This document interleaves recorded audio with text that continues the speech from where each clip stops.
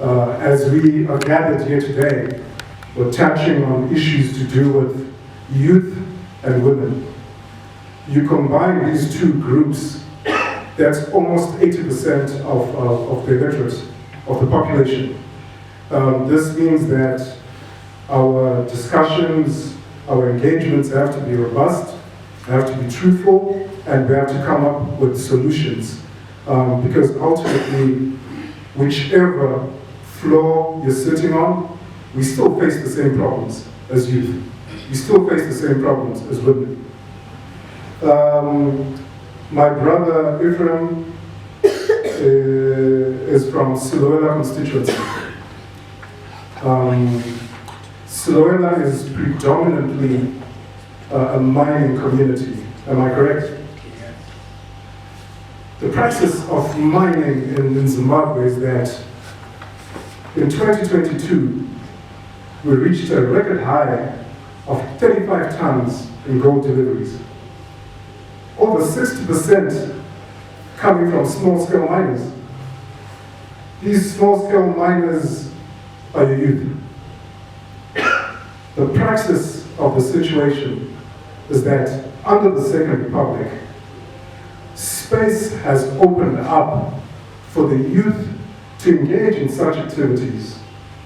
Kare finds that word has been removed from the vocabulary of mining, which speaks to an opening up of the space. I just want to give credence to some issues. We don't want to mislead our youth and say that you are seated here, you have no claims, you have no farms, you are poor. What we do in ZANU-PF, I represent ZANU-PF, I'm a provincial member. When we go for meetings in our structured party, we tell our youths, in line na prospector wenyu, muchage pamunoda kupega mamaini enyu. Once you do that, go to the Ministry of Mines. Pamwenda ku Ministry of Mines, vanotarisa macoordinates kuna kuti hapana munhu aripo, wobhadhara mari dzako dzinodiwa, and you would find that it is a very seamless process. Mines, but no, we are giving them the praxis, the reality of how to take advantage of the opportunities that have been afforded by the Second Republic. When you go to the Ministry of Mines, they do not ask you for a ZANU-PF party card. They do not ask you which party you belong to. Even if you go wearing a yellow t-shirt, they will serve you. But when your leaders then tell you that you've got no claims because it is impossible to access the Ministry of Mines, that is already a prank. So the processes that happen for you to acquire some of these things. On the farming side, I believe there's a land audit that has been going on. Put in your applications, and then we start from there. Do not be sold a prank that you do not have land, you cannot get land, you cannot get claims, when you have not gone to the relevant authorities and found opportunity to do. In ZANU-PF, that is what we teach our youth, and that is why they move faster. It is not because there is favoritism or party cards being displayed in these offices. It is the information that we disseminate to our structures. This, ladies and gentlemen, is the praxis of the Second Republic. Now, my presentation comes at a time when our plebiscite is a month or so away. And for us in ZANU-PF comes at a time when the Second Republic, under His Excellency, Comrade Dr. President Mnangagwa, has delivered on so many milestones.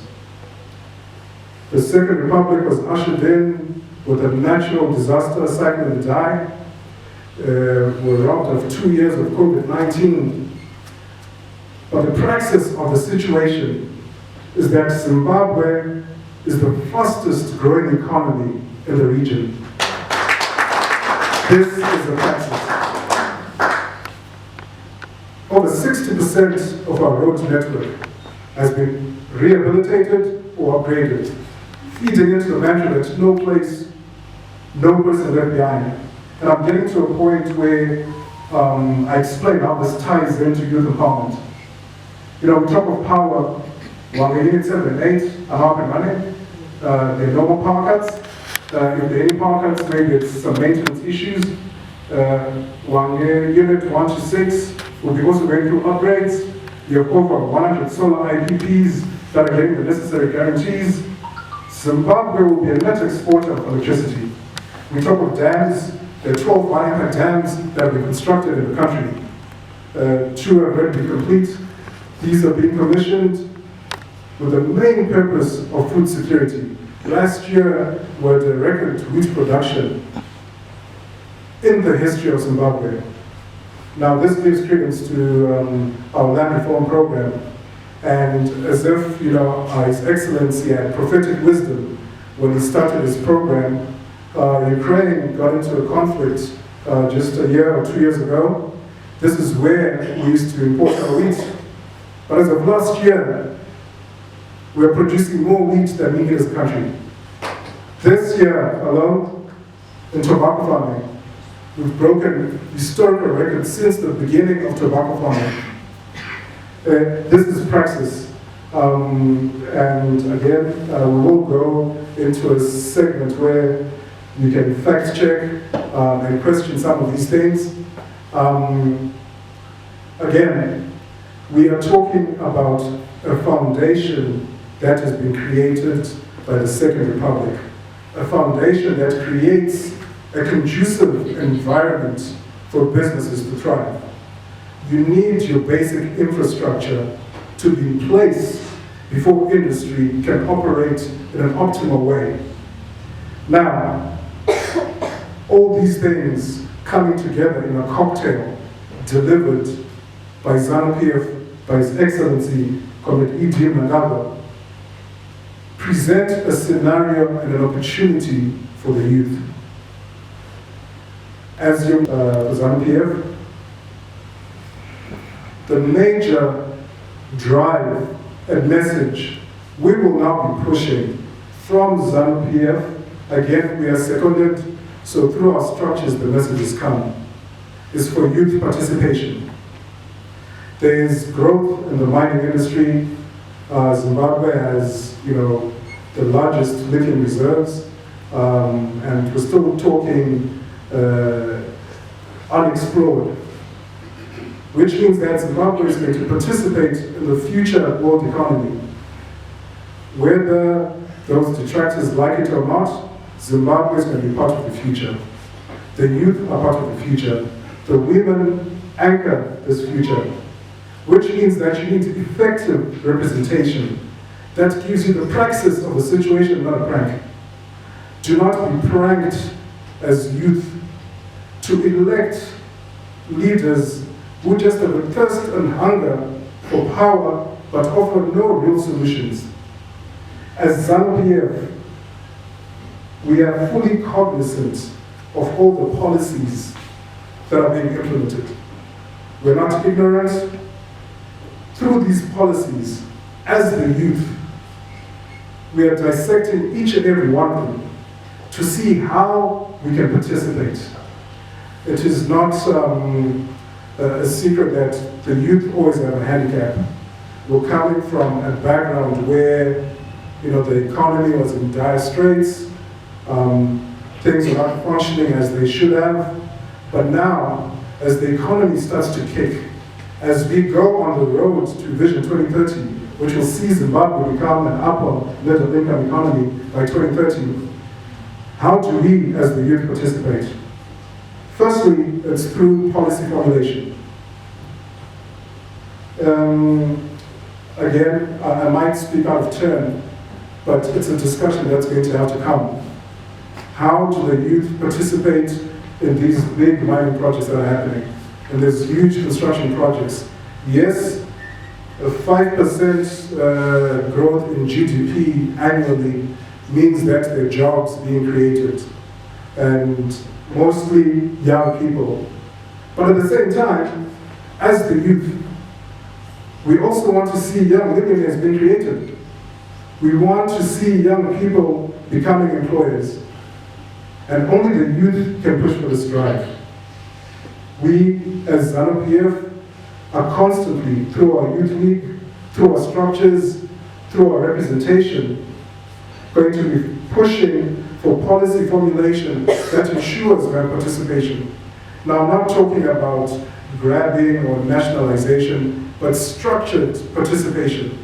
Whether it is through going to ask, the good Professor Mtuli for, prescribed asset status for certain projects that we as the youth participate in and invite pension funds.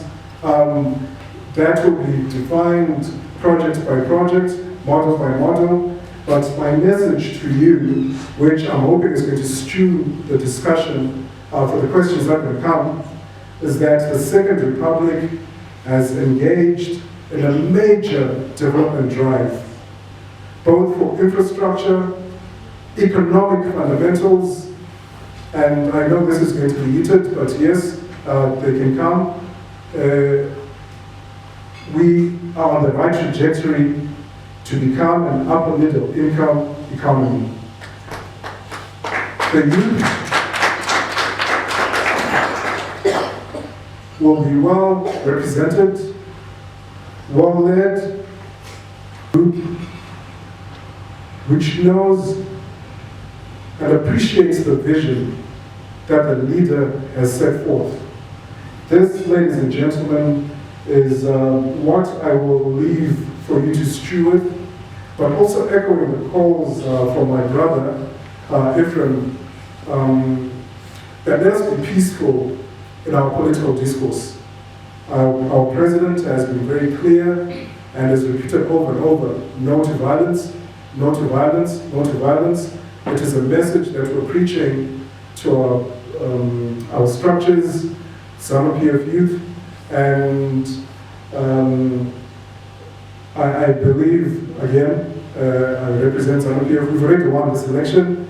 We do not stand to benefit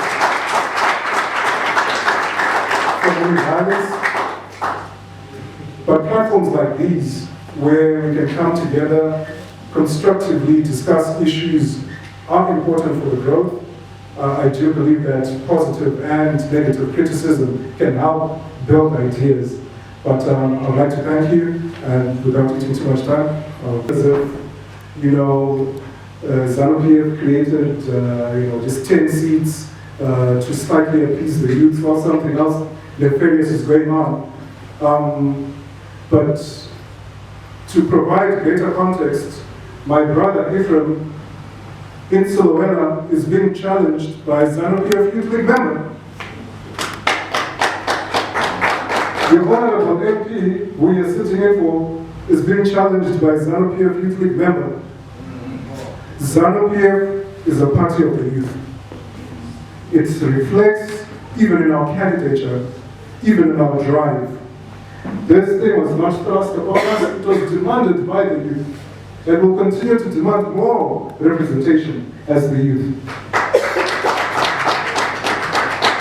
And you've been on a waiting list since 2009. Nothing has happened since.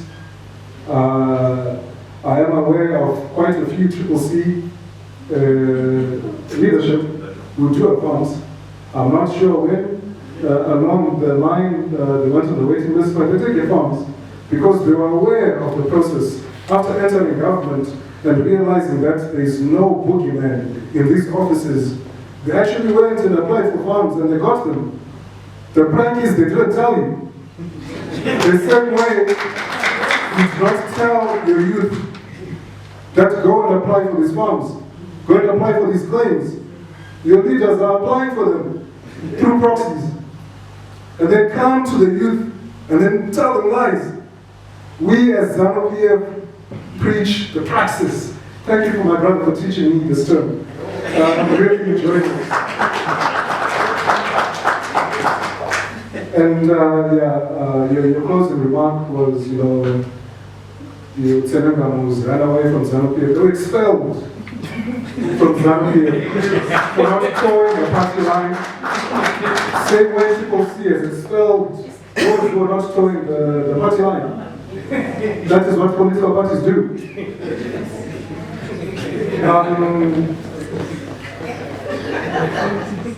So there was a general question raised about people with disabilities from my sister there. While maybe we're not adequately represented on this panel, I can assure you that in our structures, from the cell to the branch, to the district, to the province, to the Politburo, there's a portfolio for disability in ZANU-PF. Because we're a structured party, we encompass everybody. So when we come up with policies, these are done through engagement in all corners of life. So if there was any particular question, you can still bring it. I might be able, I might not be able to answer. But back to the road network, it ties in to what I explained to Milton. The road network of Zimbabwe is 80,000 kilometers. 50,000 of that 80,000 kilometers has either been upgraded or rehabilitated. Not tarred, upgraded or rehabilitated. You spoke about the road to your farm in Karoi. It would be folly for government to come and tar, the road to your farm. But I'm almost certain. Harare to Chirundu is on the second leg. Again, all these things cannot happen overnight and cannot happen at the same time. Can we at least appreciate that things need to happen step by step, one thing at a time? Bit by bit, bit by bit. While Zimbabwe is reeling under sanctions, again, that were underwritten by opposition. At the time, it was MTC. The Second Republic has managed, under all odds, to build a nation brick by brick with their own funding to be the party of the future. We will get there. There's a question that came from Mr. Mariba. How do we deliver a better Zimbabwe? Again, I'd like to reiterate, we are already on the path to a better Zimbabwe. In my opening presentation, what I gave was the foundation upon which our growth is going to be spurred on. The fundamentals are being set right. You cannot build industry without electricity. You cannot have logistics or farming without your transport network being sorted out. It might not be tarred, but it has been gravelled and graded at the very least. So when we talk of Vision 2030, that is the path to becoming an upper middle income economy. The realization is that this cannot happen overnight, and we are not selling a prank to the Zimbabwean electorate. We are promising that by 2030, Zimbabwe will be an upper middle income economy. And all the developments that you see are part of the process. Infrastructure, the dams that are being built. We've already seen with self-sufficiency. We've already seen record numbers in our tobacco exports. This is growing revenue into the fiscus. These are jobs for the farmers, for the miners. This is how the economy grows. There is no other way an economy can grow apart from the way it is being done now. I thought today, and I hope it's still going to come, when you have constructive debate from people who see things differently, you'd expect to hear that we as Triple C will build Zimbabwe by doing 1, 2, 3, 4. But all I hear most of the time is just rhetoric, a lot of activism, but nothing visible, nothing tangible, nothing that can speak to growth, to development, to motivation. We need to move past this type of politics and have responsible opposition politics so that we can be constructive and build a nation together. Now, another question came in, and this was, how is ZANU-PF and the current government responding to the current unemployment? Again, everything is coming together. All these infrastructure projects that are being done, well, these are jobs being created, but I come back again to the foundation. The Chinese economy was built on the cottage industry. It's not as if, China just woke up and had big industries. There's a time when everybody was making something in their cottages, in their houses. Now, to be able to do this, you need, at the very least, to have electricity. You need, at the very least, to have food in your stomach. You need, at the very least, to have a functional road network that will allow you to sell your goods. Now, this is the foundation that is being built. Education 5.0, a brainchild of the Second Republic, calls upon the youth with their different talents. My sister spoke about deconstructing that colonial mindset. Today, a lot of our views and perception of what employment is comes from a colonial mindset. You find someone who bakes pies and bakes cakes and sells cupcakes saying that she's unemployed, but I see an entrepreneur. As ZANU-PF, we see entrepreneurs, we see business owners. Whereas other opposition outfits will see, but this is the entrepreneurial spirit that will build big businesses.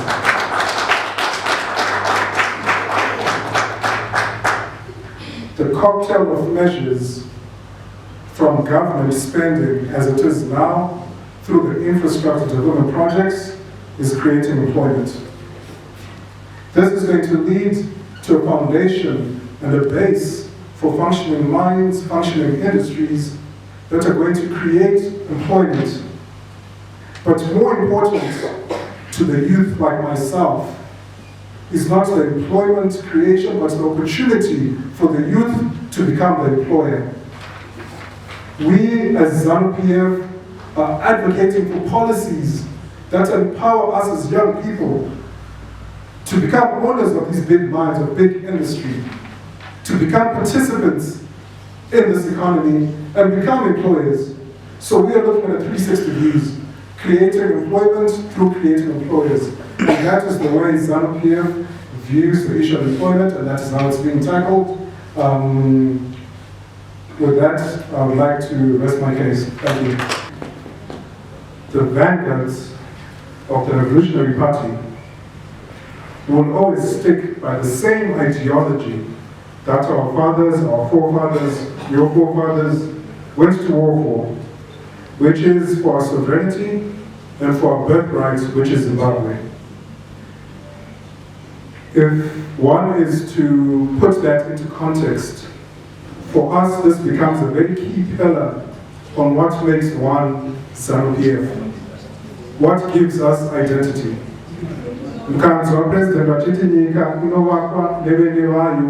It is coming from a deep-rooted ideology that we as ZANU-PF have, and that we as a sovereign are the owners of our land, are the owners of our resources, and shall become the architects of our future. That is our ideology, and that is how we as the youth continue to be groomed in our politics, and will continue to stand by this ideology. But in terms of presidency, the Constitution is very clear. My brother from the Fourth Estate asked about the youth bill, which is definitely an important piece of legislation for the youth. For those who haven't gone through the bill, I encourage you to actually peruse through. Sometimes the youth electorate is misled by excitable political outfits that then end up lying to you on certain issues. Some of these things take time to just go through it. So yes, it is something that we'll be pushing for. Obviously, as a candidate, I cannot push or lobby for anything before dissolution of parliament. I wait for victory. Only after then will we push. Myself and my fellow colleague, Mnangagwa, when he prevails in Silowela against different law, he's also a youthful candidate. And the other youthful candidate in Kwekwe Central will prevail over Judith Tobaini.